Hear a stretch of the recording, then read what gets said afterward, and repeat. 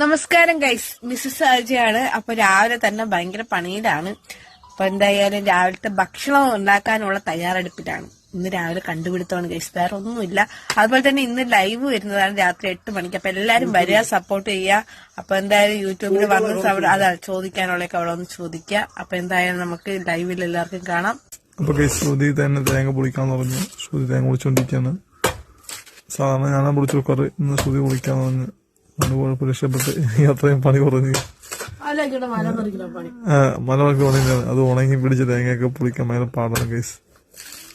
എനിക്കൊന്നും അതൊരു കൈ വയ്യാത്തതാണ്. എനിക്കൊരു കൈ വയ്യാത്തതും കൂടിയാണ്. അത് ശ്രുതി മനസ്സിലാക്കുന്നില്ല. അപ്പൊ ഇത് ലാസ്റ്റ് തേങ്ങ, പിന്നെ കുറെ നമുക്ക് തേങ്ങ ഒന്നും കിട്ടാറില്ല. അതാണ് ഏറ്റവും വലിയ പണി. അപ്പൊ ഗൈസ്, ഞാൻ തേങ്ങ പൊളിച്ച് സെറ്റ് ആക്കിയിട്ടുണ്ട്. ഇനി ആദ്യം തിരുമ്മി തരും. ശ്രുതിക്ക് തേങ്ങ കൊടുക്കുന്നുണ്ട് ചിരണ്ടിട്ട്. ശ്രുതി എന്ത് വെറൈറ്റി ആയിട്ട് ഉണ്ടാക്കണം തിന്നമട്ട് പറഞ്ഞൂടെ നോക്കാം. പക്ഷെ സാധാരണ ഇങ്ങനെ ചെയ്യാറില്ല.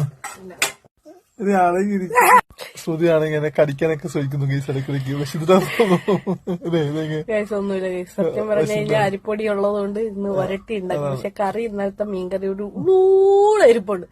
ആദ്യത്തേക്ക് നക്കാലുള്ളതാ ചട്ടി. നക്കാലുള്ള ചട്ടി മാത്രമേ ഉള്ളൂ. എനിക്ക് പിന്നെ കുഴപ്പമില്ല ഗൈസ്, ഞാൻ ആ കറി ഇല്ലാതെ കഴിക്കും. ആവ് കുഴച്ച് ചട്ടിയെ കരിച്ചിട്ടുണ്ട്. ആവ് തന്നെ കുഴച്ച് കരിച്ചെടുത്തത്. ഇത് കരിയിക്കാതെ എടുക്കുമോ തേങ്ങ?